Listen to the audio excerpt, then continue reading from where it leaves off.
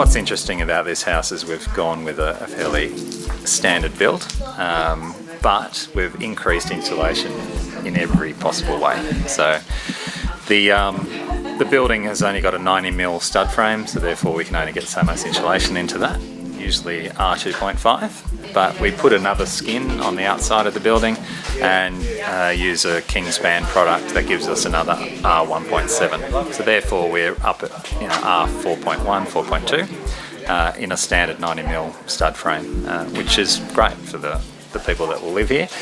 Of course, you put insulation under the slab and you get thermal mass happening within the concrete slab itself. Point it north, get the light in, get the heat from the sun. Lovely, and it works well. So in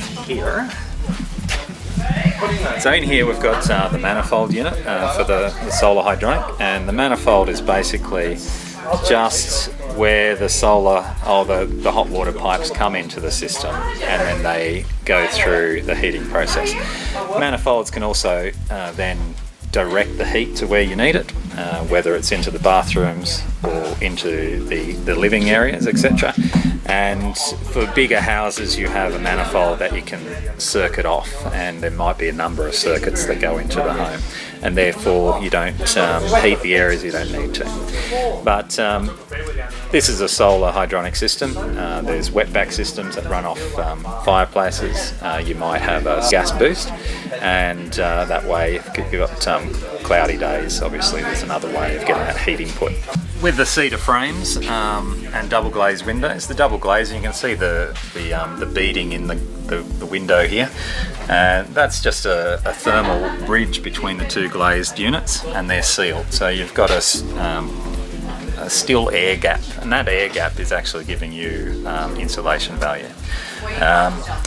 Some of these windows you can get, and they're argon filled, so that you have a inert gas in there, and that improves the thermal quality again. But it's not only the glazing.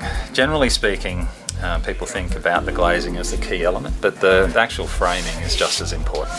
And the frame will determine what sort of heat transfer you get, or cool that you might get from one place to another, and timber does such a good job. And of course these are made by Moores, but cedar is a fantastic product. It can stand up to the elements on the outside, but also thermally it's working extremely well. You might find places with aluminium double glazed. Problem with that is, of course, metals transfer heat really easily, and of course you're losing your heat or you're gaining the cold air, or the cold coming through those systems. So we've gone for the cedar windows. We'll have a fireplace over here, so any heat created from that fireplace will then get absorbed by that thermal mass and then release itself. And it takes about 8 hours in a thick sort of 180mm mass to just come back out of radiate back out of that material. Having moved to Yarrallah and realising the difference in the climate as compared to Sydney, you need to have a sustainable house.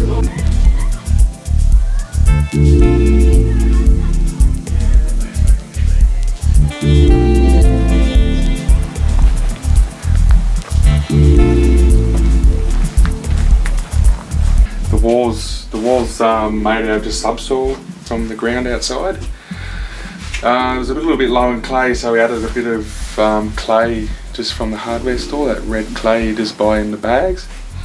And then we used, for the tensile strengthener, we used the bulrush seed heads. You know, those real fluffy seed heads. And it actually added a really nice texture to the mud. When the mud was in the mixer, it was really sloppy, and then we added the bulrush seed heads and it became like one unit. It was really good texture. It was almost, you could hold it in a string, kind of almost elasticy kind of a texture. It was really good. The floor's done the same. That's just, it's probably about 20 centimetres of mud on the floor, and then a layer of plastic, and then under that's gravel. So it's all earth. So there's no cement in the floor, right? No cement, yeah. If you're doing, this is a low traffic floor, so it's just sealed with gum terps mixed with linseed oil. That's why you get that smell, that linseed oil smell. If it's higher traffic, then you'd use, if you want to keep it natural, just like a natural resin or something like that. But the linseed oil just stops it. It doesn't get dusty, and it seals it. If you want to mop it or spill something on it, it's sealed. So it's an earth bag construction. They're about 35 millimeters thick, the whole wall together. You can see the temperature's rising now. It's 12.2. So the earth is in bags. It's not. You don't build a frame and. No, it's all earth bag. I'd probably say is the lowest tech earthen building technique. Sure. And they're just what, fishing bags? Polypropylene bags. Polypropylene. Oh yeah. Feed bags. Feed bags. Yeah. Yeah. Feed bags. You feel them. You actually build it on the wall. So we get tins, and someone's actually on the wall. And then we pass the tins, we fill up the bags, and then stitch the bags shut with a bit of Gower wire, and then you lay it down and then you tamp it flat. And then you lay them like you're laying bricks, basically. So it's got a 12-volt fan in there, which sucks the air out. It's on a little timer, which set for 5 minutes, probably 4 or 5 times a day. It's all solar run, so got the storage batteries, 12-volt solar lights. Self-contained little unit, it's really good. And then the air inlets down the bottom. You can see the little vents, it goes through the wall down the bottom, and then it goes outside the wall and it goes down to the foundation, or right down to where the gravel foundation was. It runs along the wall and up the outside like that's just passive. Little snorkel, yeah. Seeds don't like temperature fluctuations, so yeah, we really tried to create the same environment as a cellar.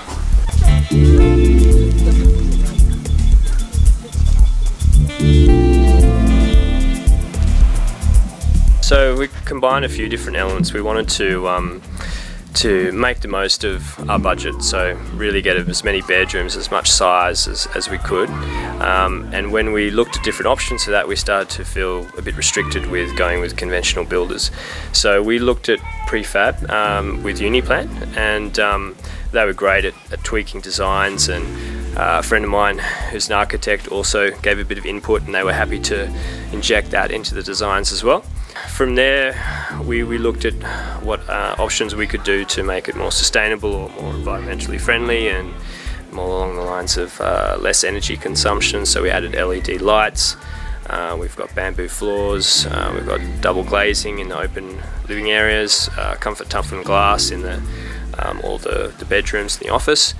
And then with the solar system, we've got that through Scott Morgan, and we've got 4 kilowatts of panels, so 15 panels on the roof, and we've got 16 deep cycle batteries, 6-volt ones, so it's about a 48-volt system, and then that's backed up with a 8 kVA auto start generator. So if the battery level drops down to a certain amount, it automatically kicks on and protects the batteries, so that extends the battery life. And then we've got a Apricus hot water solar system with evacuated tubes, so that's also able to be backed up with the same generator. So it was all built at the warehouse, and then it was cut in 3 basically, and brought in 3 truckloads here.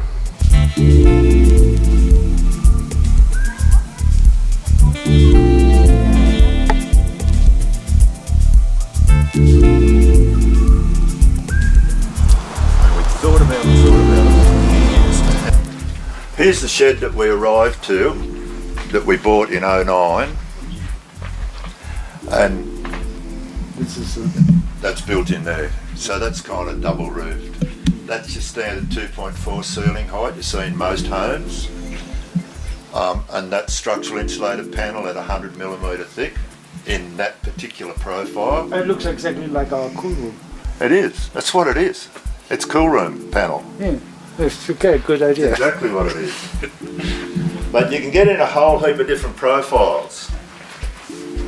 Right, we're back to cool room panel again. 150mm thick. Roof went on in 4 hours. And I was showing these guys the screws. It's just screwed down to the stud frame wherever it hits the stud frame, screwed along there, and then the gap where the 2 panels meet is filled up with foam. That's the floating floor, if you don't know. It's got, I think it's black butt and then plantation underneath. The floor, you've seen the finish on the top. Underneath that is yellow tongue, that's pretty conventional. Underneath that is a steel frame.